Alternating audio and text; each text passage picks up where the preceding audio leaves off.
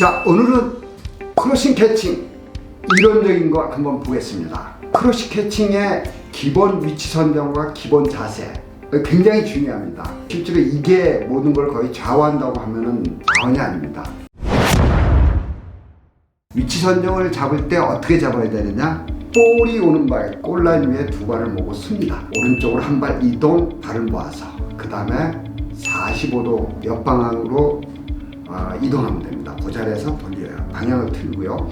그 다음에 서 있는 거는 두 발은 절대 어깨 넓이보다 넓게 하면 안 됩니다. 왜냐하면 크러싱이라는 걸 잡기 위해서는 빨리 움직여야 되는데 다리가 넓으면 빨리 못 움직입니다. 그 다음에 기본 자세는 어떻게 쓰느냐? 무릎과 허리를 조금만 구부리면 됩니다. 그리고 손은 허리 위에 위치하도록 하면 됩니다. 허리 부분에 그냥 자연스럽게 쓰면 되고요. 이 상태에서 두 발을 가볍게 움직입니다. 왜 가볍게 움직이냐면은 스타트를 빨리 해야 되는 것도 있고 가볍게 움직이면 절대 발을 넓히진 않습니다. 이 형태대로 해주시면 됩니다. 그림으로 보시면 이렇게 됩니다. 자, 중앙에서 볼이 오른쪽에서 크러싱이 날아온다고 가정했을 때 중앙에서 1m 정도 떨어져 한 발 정도 이동해서 이렇게 45도로 쓰면 됩니다. 그 다음에 손은 자연스럽게 내려서 허리 부분에 있게 돼 있죠. 볼에 따라서 위치를 좀 바꿔야 됩니다. 항상 똑같은 위치에 쓰면 안 되고요. 페널티에서 좀 떨어진 구석 쪽이라든가 뭐 저 정도 거리에 떨어졌을 때는 A 위치, 그러니까 중앙보다 볼 에리어하고 볼라인 중앙 정도보다 좀 앞쪽에 있고요. 그 다음 B 지역에 가면은 이제 정상적인 위치, 아까 서 있던 기본 위치였으면 되고, C의 페널티 에리어 가까이 골라인 쪽, 라인 쪽으로 가까이 있으면은 조금 더 앞쪽으로 와서 서주면은 위치 선정이 됩니다. 자, 아까 45도로 쓰게 했는데 이 쓰는 이유는 뭐냐면은 시야가 넓어집니다. 절대 앞을 보지 않게 해주시고요. 볼이 오면 어떻게 되냐면 볼의 높이와 거리를 판단합니다. 이게 먼저입니다. 대부분의 어린 선수들이 가장 잘못된 경우가 뭐냐면 볼이 오면은 먼저 움직이는 겁니다. 절대 먼저 움직이면 안 됩니다. 볼을 잡을 방향으로 해서 그 방향대로 내가 어느 정도 요 정도에서 잡을 수 있겠다 그 방향이 나오면 그때 한 발을 이동합니다. 그 다음에 반대발을 크로스 스텝으로 이동하여 점프하면 되고요. 두 손을 뻗어서 볼을 잡을 땐 공중볼 캐칭 같은 손 모양으로 볼을 잡으면 되고, 착지는 두 발로 하는 게 좋습니다. 상황에 따라서 한 발로 될 수도 있지만은 한 발로 되면은 체중을 한 발에 받기 때문에 잘못하면 부상을 당할 확률이 있습니다. 그래서 되도록이면 두 발로 착지하는 게 좋습니다. 크러싱을 잡을 수 있는 범위가 어느 정도나 되냐 하면은 지금 여기 표시되어 있는 대로 범위 내에서 잡게 되어 있습니다. 이거보다 더 멀리 가거나 하면은 요즘 볼이 빠르기 때문에 상당히 잡기가 어렵습니다. 근데 여기서 중요한 거는 지도자분들께서 크러싱 연습을 할 때는 항상 그 볼을 잡을 수 있는 범위 내로 볼을 찾는 게 좋습니다. 왜냐하면은 그래야 선수가 요 정도 거리는 내가 훈련했을 때 잡았던 거리라는 걸 인식하게 돼서 쉽게 나옵니다. 근데 엉뚱한 데 쳐주고 나오라고 그러면 자꾸 혼란이 생깁니다. 그래서 골키퍼가 크러싱 차단 범위와 높이를 스스로 알 수 있도록 훈련을 이렇게 해주시는 게 굉장히 중요합니다. 자, 첫 발을 움직이는 볼이 오는 방향으로 움직여야 되는데 어떻게 하냐면 볼이 짧으면은 저 오른쪽 발 하나 가지고 움직이는 겁니다. 짧으면 앞으로, 옆으로 오면 오른쪽으로, 그 다음 뒤로 오면 뒤로 발을 돌려서 움직이면은 볼을 쉽게 잡을 수 있습니다. 이 방향이 잘못되면은 만약에 옆으로 움직였는데 볼이 짧게 오면은 상당히 잡기가 어렵고요.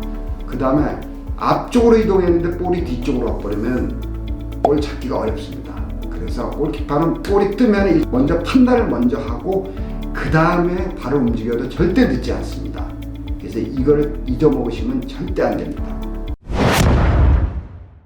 한번 예를 들어보겠습니다. 볼이 옆으로 온다 그러면 오른발이 잡을 수 있는 높이다 판단되면 이동하고, 그 다음에 반대발 왼발이 와서 그대로 크로스 스텝으로 움직이면서 점프하면서 잡아내면 됩니다.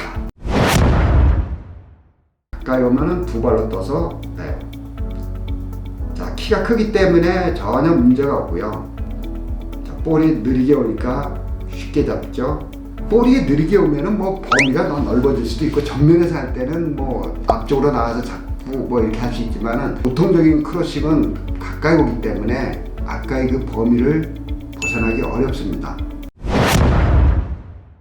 자, 크러쉬 차단을 하기 위해서 가장 중요한 포인트가 뭐냐면 크러싱 전에 주위를 살피는 겁니다. 아까 45도로 쓰는 이유가 여기 있습니다. 그래서 상대 공격수의 위치를 확인하고 동료 수비수들한테 꼭 알려줘야 됩니다. 만약에 상대 공격수가 수비 압박 없이 헤딩을 하거나 하면은 피점 확률이 높아집니다. 골키퍼는 항상 크로스를 하기 전에 주위를 살펴서 상대 공격수가 혼자 있는데 우리 수비수가 어떻게 되어 있는지 이거를 확인하는 게 굉장히 중요합니다.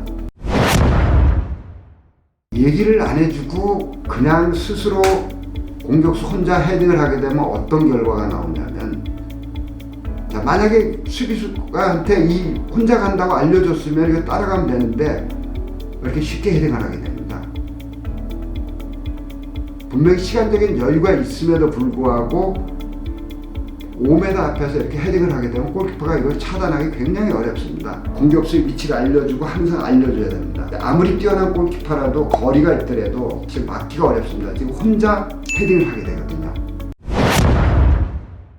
자, 이걸 하기 위해서 어떻게 훈련하느냐. 훈련 시에 이걸 몸에 습관을 들이면 굉장히 좋습니다. 공격수 한 사람 놔두고 골키퍼는 골 에리어에서 크로스하기 전에 뒤로 물러나면서 저 공격수를 항상 이렇게 체크하고 수비수에게 알려주는 주위를 살피는 훈련을 습관적으로 한다면, 훈련할 때 한다 그러면은 시합 중에 자동으로 나옵니다. 항상 주위를 체크하고 수비수하고 항상 원활하게 소통할 수 있도록 그렇게 해주시면 좋을 것 같습니다. 공격수가 한 명일 경우에 크러싱을 올리는데 공격수가 딱 한 명밖에 없습니다. 카운터 어택을 당했을 때. 그럴 때는 수비수 쪽으로, 공격수 쪽으로 가야 됩니다. 지금처럼 한 명밖에 없는데 수비수도 그렇고 골키퍼도 그렇고 지금 한 명입니다. 만약에 골키퍼가 미리 예측을 했다면 크러싱을 하는 사람이 직접 골을 넣든지, 아니면 저 한 사람밖에 없는데 골키퍼가 평소에 위치대로 서 있으면은 실점을 허용합니다. 만약에 미리 예측을 했으면은 이 볼을 잡아낼 수 있지 않았을까 하는 생각이 듭니다. 크로싱을 내가 잡을 수 없다 이럴 경우에는 빨리 골라인 쪽으로 물러나서 위치를 잡는 게 좋습니다. 위치 선정에 상대가 슈팅을 때리는 범위는 좌우의 각도 있지만 헤딩은 위에서부터 오는 경우가 많기 때문에 골문과 골라인과 나의 그 공간이 생깁니다. 그래서 중간에 서 있으면 머리 위로 넘어갈 확률이 많기 때문에 빨리 골라인 쪽으로 물러나는 게 좋습니다.